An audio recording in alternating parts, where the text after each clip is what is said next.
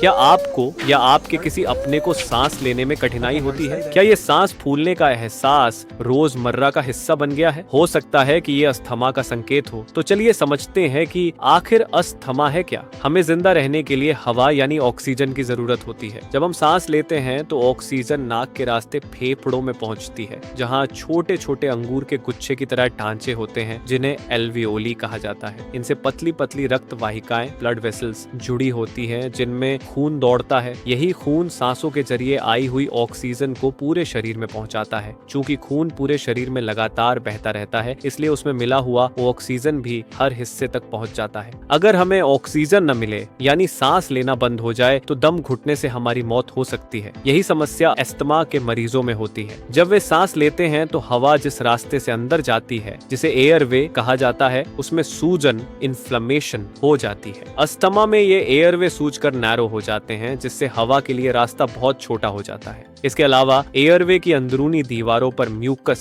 जम जाता है, जिससे यह रास्ता और ज्यादा पतला हो जाता है। इसकी वजह से अस्थमा के मरीजों को पूरी सांस नहीं मिल पाती और उनका दम घुटने लगता है, जिससे वे जल्दी जल्दी सांस लेने लगते हैं। एयरवे के नैरो होने की वजह से सांस लेते या छोड़ते समय सीटी जैसी आवाज और घरघराहट व्हीजिंग सुनाई देती है। अब बात करते हैं अस्थमा के लक्षणों की। अस्थमा के कुछ प्रमुख लक्षण इस प्रकार हैं: सांस लेने में तकलीफ, सीने में जकड़न या दबाव महसूस होना, खांसी खासकर रात में या सुबह जल्दी, सांस लेते समय घरघराहट की आवाज आना। इन लक्षणों का अनुभव अगर बार बार होता है तो यह अस्थमा की ओर इशारा कर सकता है। अस्थमा के अटैक के दौरान श्वसन नलियां सिकुड़ जाती हैं और बलगम का उत्पादन बढ़ जाता है, जिससे व्यक्ति को सांस लेने में परेशानी होती है। ऐसे समय में इनहेलर का इस्तेमाल किया जाता है, जो तुरंत राहत पहुंचाता है। फिलहाल अस्थमा का कोई इलाज नहीं है, लेकिन दवाओं से लक्षणों को नियंत्रित करने में मदद मिल सकती है ताकि आप सामान्य सक्रिय जीवन जी सकें।